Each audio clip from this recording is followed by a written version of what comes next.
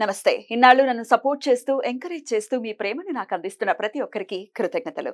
అలాగే ఈ వీడియో కూడా ఖచ్చితంగా మీకు ఉపయోగపడుతుంది. లైక్, షేర్ అండ్ సబ్స్క్రైబ్ చేసి మీ సపోర్ట్‌ని నాకు అందించండి. అలాగే ఈ వీడియో పట్ల మీకున్న అభిప్రాయాన్ని కామెంట్ సెక్షన్‌లో కామెంట్ చేసి తెలియజేయండి. ఇప్పుడు వీడియోని చూద్దాం. నమస్తే, వెల్కమ్ టు అవర్ ఛానల్. నేను పద్మిని. ప్రస్తుతంతో పాటు ప్రముఖ ఆధ్యాత్మికవేత్త, వాస్తు జ్యోతిష పండితులు, లలిత ఉపాసకులు, వాస్తు జ్యోతిష శిక్షణ నిపుణులు బ్రహ్మశ్రీ నానాజీ పట్నాయక్ గారు మనతో పాటు ఉన్నారు. మాట్లాడతాం సార్. నమస్తే సార్. శ్రీమాత్రే నమః. సార్, బోర్డు మీద ఆల్రెడీ రాశారు, శని వక్రగతి జరగబోతోంది. 4 నెలలు సార్, 4.5 నెలలు దాదాపుగా మనకి 29 జూన్ నుంచి 15 నవంబర్ వరకు ఉంటుందండి. అంటే ఏమీ లేదు, ఇది ఈ వెనక్కి తిరిగి ఉన్నట్టుగా కనిపిస్తుంది, కానీ మనకి సర్క్యులేషన్ లో వెనక మకర రాశి మకరం వైపు తిరిగిన ఫలితాలు వస్తూ ఉంటాయి. దానివల్ల ప్రతి లగ్నం వారికి, లగ్నం తెలిస్తే లగ్నము, లగ్నం తెలియకపోతే రాశి వారికి మంచి విషయాలు ఉంటాయి. ఇందులో పాజిటివ్ ఉంటుంది, జాగ్రత్తలు తీసుకోవాలి. అదేవిధంగా ఇది వక్రగతి వల్ల పర్టికులర్ గా ఈ వక్రించిన శని దీన్ని చూస్తున్నాడు. సో 29 జూన్ నుంచి 13 జూలై వరకు ఇక్కడ ఉంటాడు కుజుడు. సో 29, 13 వరకు, అంటే దాదాపు ఒక 15 రోజుల పాటు ఇది ప్రపంచ వ్యాప్తంగా కానీ దీని ప్రభావం ఉంటుంది. అంటే ఎట్లాంటివి సార్? విపత్తులు అట్లాంటివి? విపత్తులు అదేనండి. ఇప్పుడు కామన్ గా మీరు గమనించినట్లయితే ఈ శని సామాన్యంగా చూస్తుంటేనే మనం గతంలో కూడా చెప్పుకున్నాం, పేరుకు వర్షాకాలంగానే ఎండలు బాగా వస్తూ ఉంటాయి. ఒక పక్క బాగా ఎండ వస్తుంది అనేసరికి ఇంకో దగ్గర విపరీతం వర్షం పడుతూ ఉంటుంది. అంటే ప్రకృతిలో ఏదైతే బ్యాలెన్స్ అనేది తప్పుతుంది, శని కుజులు ఎప్పుడైనా వీక్షించుకుంటున్నా కూడా. అయితే దీనివల్ల మాత్రం ఎట్టి పరిస్థితుల్లో ఇప్పుడు చూడండి, మనకి ఈ ఫ్లష్ ఈటింగ్ బ్యాక్టీరియా ఏదో అంటున్నారు, దాదాపుగా 2006లో వచ్చింది జపాన్లో. ఇప్పుడు కాదు, 2004లో వస్తే 2006లో దాన్ని డిటెక్ట్ చేశారు. 2006 నుంచి ఉన్నటువంటిది, అదేం కొత్తగా ఇప్పుడు ఇండియాకి వచ్చేసి ఏదో అయిపోతుంది అనుకునేటువంటి భయం అయితే పడాల్సిన పని లేదు. కాకపోతే ఈ కాంబినేషన్ వల్ల ఏమిటంటే ప్రపంచవ్యాప్తంగా కానివ్వండి, దేశాల వారిగా కానివ్వండి, మనకి రాష్ట్రాల వారిగా కానివ్వండి, అనవసరమైన గొడవలకు దారితీస్తూ ఉంటుంది. సాధారణంగా ఇది మనకి క్రోధినామ సంవత్సరం. కుజుడు ఓన్ హౌస్ లో ఉన్నాడు. ఇన్ని రోజులు శని చూస్తున్నందుకు ఆల్రెడీ జరుగుతున్నాయి. వక్రించి చూస్తున్నప్పుడు ఇంకొంచెం డిఫరెంట్ గా గొడవలు. అందులో ముఖ్యంగా సరిహద్దుల్లో ఉండేటువంటి ఈ భద్రతను కల్పిస్తున్నటువంటి ఈ యొక్క సైనికులు కానీ, పోలీస్ డిపార్ట్మెంట్ మీద కానీ కాస్త ఎక్కువ ప్రభావం చూపిస్తుంటుంది. అంటే వాళ్ళకి కొన్ని స్ట్రిక్ట్ రూల్స్ ఇవ్వడం, ప్రెషర్ ఎక్కువగా ఉంటుంది. ఎందుకంటే వక్రించిన శని చూస్తున్నాడుగా, అందుకని. అండ్ అదే విధంగా కొన్ని అల్లకల్లోలకు సంబంధించిన దేశవ్యాప్తంగా, ప్రపంచవ్యాప్తంగా ఏదైనా కొన్ని నిర్ణయాలు తీసుకునేటప్పుడు మనకి పిఎంలు కావచ్చు, వాళ్ళు ఆ నిర్ణయాలను కొంత వ్యతిరేకిస్తూ కొన్ని అల్లర్లు జరగడం కానీ, కొన్ని తీవ్రమైన నిర్ణయాలు తీసుకోవడం కానీ, ఇటువంటివి జరుగుతూ ఉంటాయి. అదొకటి మెయిన్ గా చూసుకోవాలి ఈ శని వక్రగతి అండ్ ఈ కుజుడు దృష్టి పడడం వల్ల. అయితే ద్వాదశ రాశులకి కూడా డెఫినెట్ గా ఆయన ఇచ్చేటటువంటి ఫలితాలు ఉంటాయి కదా సార్? డెఫినెట్ గా మార్పు ఉండబోతోంది. ఎందుకంటే అష్టమ శని, అర్ధాష్టమ శని, ఏలినాటి శని వాళ్ళకి ఎలాగో అలాగే ఉంటుంది. కానీ అష్టమ శని, అర్ధాష్టమ శని వాళ్ళకి ఏమైనా డిఫరెన్సెస్ ఉంటాయా? Right sir. అయితే మరి ద్వాదశ రాశుల వాళ్ళు కూడా ఈ పీరియడ్ ని ఎట్లా ఉండబోతుంది ఈ 4.5 నెలలు కూడా, అలాగే శని యొక్క అనుగ్రహమే పొందడం కోసం ఎట్లాంటి రెమెడీస్ చేసుకోవచ్చు అనేది ఒక్కసారి వివరంగా అన్ని రాశుల వాళ్ళకి చెప్తారా సార్? చెప్తాను. ఆఖరిలో ఈ అర్ధాష్టమ, అష్టమ శని వాళ్ళకి ఏం మార్పు వస్తుందో కూడా చెప్తాను, ఎండింగ్ లో చెప్తాను. తప్పకుండా సార్. మరి మకర రాశి వారికి, ఆ రాశి వైపుకు చూస్తున్నారు కాబట్టి శని భగవానుడు ఎట్లాంటి రిజల్ట్స్ ఇస్తున్నారు? ఆల్రెడీ ఏలినాటి శనిలో లాస్ట్ ఫేజ్ లో ఉన్నారు వీళ్ళు. లాస్ట్ ఫేజ్ లో ఉన్నారు. అయితే ఇక్కడ ఏంటంటే అమ్మా, ఫస్ట్ ఆఫ్ ఆల్ మకరం వారికి కర్మకారకుడు కర్మస్థానంలోకి వస్తున్నాడు. సో అందుకని ఏంటి, ఉద్యోగ అవకాశాలు ఇస్తాడు. అందరం ఏమనుకుంటామంటే అయ్యో శని లగ్నంలోకి వచ్చేస్తున్నాడు, ఏదో కష్టపెట్టేస్తాడు. కష్టపెట్టడం కాదు, బిజీ చేస్తాడు. వర్క్, చాలా మంది వర్క్ ఉండదు అనుకుంటారు, కాదు, జాబ్ ఇస్తాడు, సంతానాన్ని ఇస్తాడు. ఇప్పుడు ప్రెగ్నెన్సీ వస్తేనే కదా శ్రమ పడేది లేడీకి, లేకపోతే ఎంత హాయిగా ఉంటుంది చక్కగా. ఎంత శ్రమ పడుతుంది ఆ టైంలో. ఉద్యోగం ఉంటేనే శ్రమ పడేది. కాబట్టి సంతానం లేదనుకునేటువంటి వారికి సంతాన యోగాన్ని ఇస్తాడు ఇక్కడ. ఎందుకు, గురువు కూడా దృష్టి ఉంది ఈ లగ్నానికి. పాప అయినప్పుడు కూడా ఈయన సహజ శుభుడు. అలాగే ఈ ఉద్యోగ సంబంధించిన విషయాన్ని కూడా రూల్ చేస్తాడు ఈయన, కర్మకారకుడు అయినందుకు. అందుకని సంతానము, ఉద్యోగము, అందులో ముఖ్యంగా క్రియేటివ్ రిలేటెడ్. ఎందుకంటే 5 and 10th లాడు శుక్రుడు ఇక్కడ, కాబట్టి క్రియేటివ్ రిలేటెడ్ సంబంధించినటువంటి ఉద్యోగ అవకాశాలు రావడం.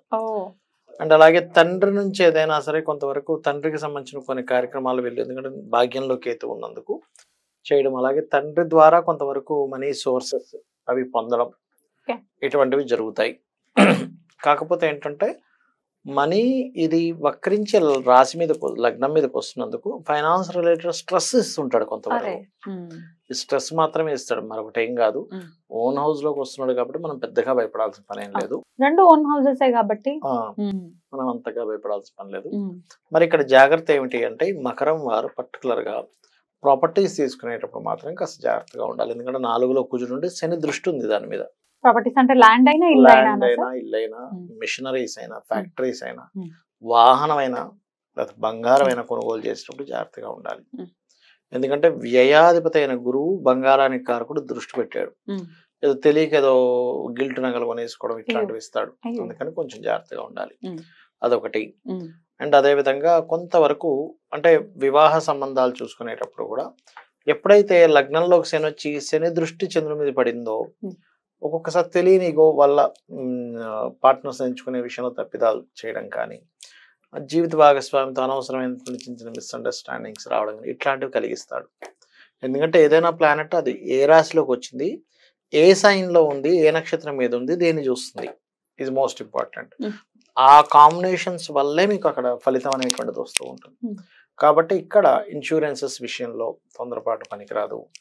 అండ్ గవర్నమెంట్ ఎంప్లాయీస్ తో అనవసరం సడన్ గా ఏదో తెలియని పే చేయాలి, ఇట్లాంటివి ఇస్తూ ఉంటాడు మకరం వారికి. ఇది చూసుకోవాలి, చూసుకుంటే సరిపోతుంది. అలాగే ఆరోగ్యం ఎలా ఉంటుంది అనుకోవచ్చు సార్ వీళ్ళకి? వీళ్ళకి ఆరోగ్య విషయం కనుక తీసుకుంటే 6వ స్థానంలో శుభగ్రహాలు 2 ఉన్నాయి. అండ్ అలాగే కొంచెం బీపీ షుగర్ ఉన్న వాళ్ళు లేకపోతే పెయిన్స్ ఉంటాయి, బాడీ పెయిన్స్ ఉంటాయి, వాళ్ళు కొంచెం జాగ్రత్త తీసుకోవాలి. పెద్ద ఇబ్బంది ఏం లేదు కానీ ఆ కొంత జాగ్రత్త తీసుకోవాలి. వివాహానికి అనుకూలించే సమయం అని అనుకోవచ్చా? ప్రయత్నాలు చేయొచ్చా? వివాహానికి అనుకూలించే సమయం అని అనుకోవడానికి పెద్దగా లేదు. కాకపోతే ఏంటంటే ఈ సప్తమ స్థానము యాక్టివ్ అవ్వదు యాక్చువల్గా శని ఇక్కడ ఉన్నప్పుడు సర్వసాధారణంగా. ఎందుకని అంటే ఈ సప్తమం మీద శని దృష్టి ఉంటుంది ఒకటి, వెనక్కి వచ్చి స్లో అవుతుంది. అంటే ఏదైనా ఒక సంబంధం కుదరదని కాదు, కుదురుతుంది కానీ స్లోగా కుదురుతుంది. Right sir. అయితే మరి వీరు ప్రత్యేకించి మకర రాశి వారు ఎట్లాంటి పరిహారాలు చేసుకోవాలి సార్? మకర రాశి వారు చేసుకోవాల్సినటువంటి పరిహారాలు దత్తాత్రేయుని యొక్క ఆరాధన. పంచమ స్థానంలో గురువు ఉన్నాడు కాబట్టి జయ గురుదత్త శ్రీ గురుదత్త, లేనట్లయితే దిగంబర దిగంబర శ్రీ పాదవల్లభ దిగంబర అనే నామస్మరణ చేస్తే అన్ని విధాలా బాగుంటుంది. అలాగే నామ నక్షత్రం ప్రకారమే చూసుకుంటున్నామండి, ఏ గ్రహాలు ఎక్కడున్నాయో తెలియదు, మాకు డేట్ ఆఫ్ బర్త్ లేదు అనుకునే వాళ్ళ కోసం మరి రెమెడీస్ చెప్తూ ఉన్నారు కాబట్టి మరి వీరే ఎలాంటి రెమెడీ చేసుకోవాలి సార్? మరి కామన్ గా చేసుకోవాల్సినటువంటి రెమెడీస్ ఏంటి సార్? ఫస్ట్ ఆఫ్ ఆల్ ఏంటంటే మనకి విశ్వంలో ఎప్పుడైతే పలానా ప్లానెట్ ఒక ఎనర్జీ కలిగిన ప్లానెట్ ఇంకో ఎనర్జీ కలిగిన ప్లానెట్తో వీక్షణలు ఉన్నప్పుడు ప్రకృతిలో మార్పులు వస్తాయని చెప్పుకున్నాం మనం. అంటే ఎండ వర్షం ఇవన్నిట్లో ఎలా ఉంటుందో జీవుల మీద కూడా దాని ప్రభావం ఉంటుంది. సహజంగానే ఇది పూర్వదిన సంవత్సరం కొంచెం గొడవలకు ఎక్కువ దారితీస్తుంది కాబట్టి ఈ 2 గ్రహాలకి పర్టికులర్గా అంటే కుజ శని గ్రహాలకి దీపారాధన చేయాలి. ఇప్పుడు ఎనర్జీ కంట్రోల్ అవుతుంది. అలాగే బెల్లము క్యారెట్స్ ఈ 2 పదార్థాలని గోవులకు తినిపించడం చేస్తూ ఉండాలి. బెల్లం ఒకటి, క్యారెట్స్ ఒకటి. మంగళవారం శనివారం తినిపిస్తూ ఉండాలి. వీలైనంత మటుకు ఆంజనేయ స్వామి ఆలయాలకు వెళ్ళడము, ఓం హరిమర్కట మర్కటాయ నమః అందరూ చేసుకోవచ్చు, లేదా ఓం అనాకలిత సాదృశ్య చుబుక శ్రీ విరాజితాయ నమః. ఎందుకంటే శని వక్రించాడు కదా, అంటే ఈ లాభము కర్మ కనెక్ట్ అయ్యాయి. లాభము కర్మ శనికి సంబంధించిన మంత్రాల్లో అంటే శని అనుగ్రహం కలగాలనుకునేటువంటి దాంట్లో అమ్మవారి మంత్రాల్లో ఇది బ్రహ్మాండంగా పనిచేస్తుంది. ఓం అనాకలిత సాదృశ్య చుబుక శ్రీ విరాజితాయ నమః. దీంతో పాటు ఓం శ్రీమాత్రే నమః ప్రతిరోజు చేసుకుంటే అంటే మనకి బయట ఎలాగున్న పరిస్థితులు మనకి ఇబ్బంది కలగకుండా ఉంటుంది. బయట పరిస్థితులు గొడవలు జరగవచ్చు, రకరకాల అవ్వచ్చు, డిఫరెంట్ ఇవ్వచ్చు, కానీ వీళ్ళకి సేఫ్గా ఉంటారు ఇది చేసుకుంటే. అండ్ అలాగే ఇంకోటి ఏంటంటే శని వారము మరియు మంగళవారము గోవులకు క్యారెట్స్ బెల్లం తినిపించడంతో పాటు వీలైతే గనక పెరుగన్నాన్ని పంచడం పేదలకి, లేదా గూడాన్నము అంటారు. అంటే మనకి మన బెల్లంతో తయారు చేసిన పదార్థము కొంచెం నెయ్యి కూడా వేసి దాన్ని అమ్మవారికి నైవేద్యం కాబట్టి ప్రసాదంగా కనుక పంచినట్టు సో ఈ 4.5 months మీరు ఇందాకే చెప్పారు మేష రాశి వారికి మంచి కాలం అనే చెప్పారు. మొత్తం Yeah. ఓవరాల్ గా ద్వాదశ రాశుల వాళ్ళకి కూడా ఎట్లాంటి రిజల్ట్స్ ఇవ్వబోతున్నారు, శని వక్రగతి అనేది వివరంగా Yeah. తెలియజేశారు, రెమెడీస్ ని కూడా చేసుకున్నారు. డెఫినెట్ గా ఇవి పాటించుకుంటూ ఈ 4.5 months కూడా అందరికీ పీస్ఫుల్ గా వెళ్ళాలని మనస్ఫూర్తిగా కోరుకుంటూ కృతజ్ఞతలు సార్. నమస్తే. శ్రీమాత్రే నమః.